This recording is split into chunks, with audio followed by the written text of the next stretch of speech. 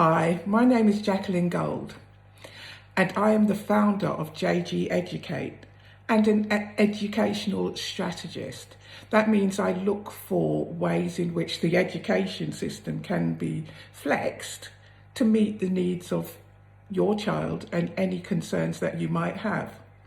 But before we talk about that, let's talk about the best side of coronavirus. The best side is this quarantine. It's given us time to spend with family and time to appreciate the best parts of our family. It has had its horrible side because it is a monster of a virus and it has caused a great deal of difficulty and death in families, and there's no taking away from that. However, we should still look for the best sides of it, and the best sides is getting to know our kids. When I say getting to know them, you might think, I know my child. But do you know? Children have this way of having their different masks on. And don't think I'm speaking just with my teacher hat on, because I'm a parent as well. So what I want to talk about is how this home education situation can be dealt with whilst we have to deal with it. It's a difficult one really, isn't it? And it's difficult from the point of view of sort of getting into our children's heads and thinking about the way that they are considering this. Because for a long while, we spent time telling them, you have to go to school. You have to, otherwise you're not going to get anywhere in life and you're not going to reach your goals. But now we're saying, actually, everything you do at school, you can do at home, and you have to do it at home. You can imagine how that's going down. And because of that, things will have to change in the system as we come out of quarantine and things start reaching a new normal. One thing that won't change is the way that young people think. And that is where I wanted to speak to you today. Whilst we have that home education connection there, we really need to work on connecting with how our child is thinking. Many things get missed in a school classroom. When there's 31 children there, teachers rarely have the time or the resources to actually connect with each and every one individually. And as such, it gets missed that students have moods, they have bad days, they have home problems, we don't know what's happened to them on the bus on the way in. Anything could have happened. But where we miss it, where we carry on without acknowledging it with them, that's where we end up with a problem, because they take this as nobody's listening. And that can lead to a lot of difficulties. As I can express for myself, my experience is such that, let me take you through it. At age 14, there I was, walking along a corridor at school, having registered for lessons for the day. And I can still visualize it. Having registered for lessons for the day, I walked off. My pockets were full of tablets and I had my alcohol with me because I'd decided enough was enough. No one was listening. At home, I was being sexually abused by my father, my blood father. At school, I was being bullied by girls for being standoffish, and they were saying that I just wanted to be with boys. That was the furthest thing from my mind. I just wanted to be left alone, both at school and at home.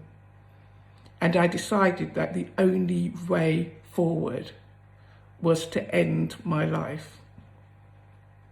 Now, can you imagine? There's so many teenagers and young people in this world right now who are thinking just like that. They're thinking, nobody understands. Nobody wants to understand. There's no one I can communicate with. There's no one I can talk to. And can you imagine, with all that going on, how are they supposed to learn? So when the work is sent home, how are they supposed to just pick it up and learn it when we haven't addressed what is going on in their minds? That is like a first step in making a success of home education. It's not about the learning. They can do that. You know, it might take them a while, but they can do that. Your position as home educators must be first and foremost to establish that connection between you and them, so that they know you're listening, they know you understand, they know you understand their aspirations, and you can help them. Don't try and be teachers, because teachers take things from a whole new perspective. Going back to that day of walking along that corridor, what happened? As I got to the door to leave the school, a substitute teacher came out of nowhere. Literally, I remember it to this day. And she told me off. Where are you going? What do you think you're doing, young lady? But I've never been so happy to be told off in my whole life, because someone was listening. Someone was paying attention to my pain, and someone could help me. I'd been hoping for that since age 11, when my father raped me for the first time. I'd lived 3 years with the pain on my own, not being able to tell anybody. And during those years, my education suffered.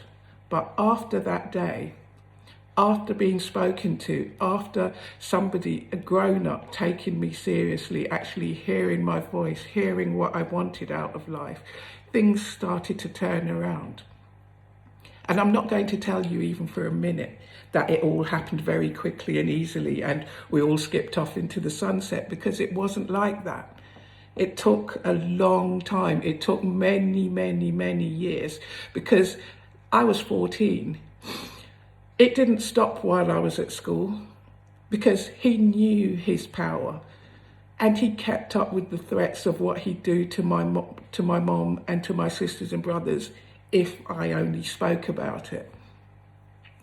So I had to keep quiet, but I kept quiet knowing that help was on its way. And most importantly, I learned the power of education, because as I passed exams, I could envision what the future could hold for me, that he would not be in power forever, that the bullies would not be in power forever, that I could actually achieve what I needed to achieve. So you see, the most important part of education is actually having a free mind, and a mind that could actually embrace the idea of the possibilities that there are in life. That is where your home education program should start, with actually teaching your child that you are listening, that you understand them, that you actually, care. Don't beat me up on this, because like I said, I'm a parent and I'm a teacher. So I get it wrong sometimes too. And I get sucked up in life, and I don't give my children enough time.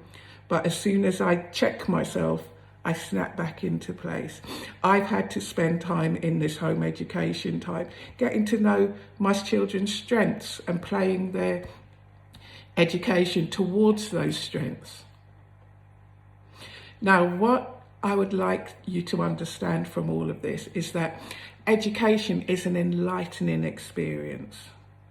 It's one that the dictionary definition actually says it's an enlightening experience. So let's make it enlightening. Let's be that part of the enlightening process.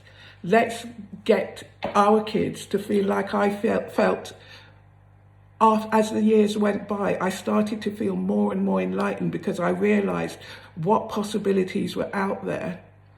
As I learned more, I gained more confidence, I gained more character, I gained more courage because I knew I could keep reaching for the stars. And that love for learning has stayed with me to this day. I know there's nothing that I can't do, and I try and teach that to my kids. All of this passing of exams and standardization, it's good. It gives us bragging rights, doesn't it? And we earn those bragging rights. So I'm not taking that away from you. However, at some point, we've got to look at them as they really are. They're exam passes which are contributing to our child's strength, our child's courage, our child's commitment to their lives. It just goes on and on and on. It's not just about the exams, it's about a whole lot more. This quarantine has taken from us a lot of our mental faculties because it's taken a whole new way of thinking. Can you imagine what it's done for our children? They actually don't know what's going on and feel quite out of control at the moment. That's not going to help them. That's not going to help them at all. So it's up to us to make our bit of this whole process in keeping their mental health on track. I have many students right now who, on the days that I don't see them, I just give them a call just to say how you're doing, what you're doing, and to have a little chit chat. Because they're like, there's nothing happening, I'm just at home again. And I don't want them going along those lines. We don't know what goes on in their heads in reality, so we have to build the relationships that helps them to share with us. So, think about the standardized process, to put it all into context, to wrap it up. We've been in the habit of sending our children into a classroom with 31 others and hoping that they will have the courage to put their hand up and answer questions. And it's a curriculum that is largely out of step with the world as it's changing. Conversation, that just having a little conversation with our children can actually change that so much. Because we can put things into context with them and ask them, what is it that you want to do? Help them understand the world a bit more. Bring education to life. Be part of that enlightening experience. I hope this has made sense to you. And as a gift for listening to me, I'm going to include a download. It's a free download, no obligation, that you can use, which will help you understand how to build character into your child. It's the first lesson in a series that we have available, but it will help you to start looking at the types of questions that I myself address with kids, to try and get them thinking about how to build themselves up as people. It's not necessarily linked to any particular subject, but it doesn't always have to be.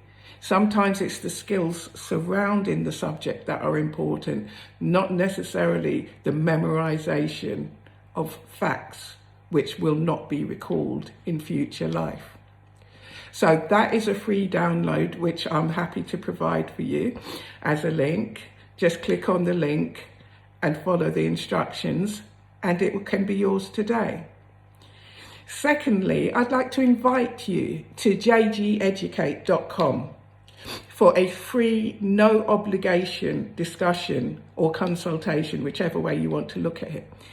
If you're having any difficulties with negotiating the home education spectrum, excuse me, feel free to contact me. No obligation, and we can work through this together. We're always better together. Thank you so much for listening.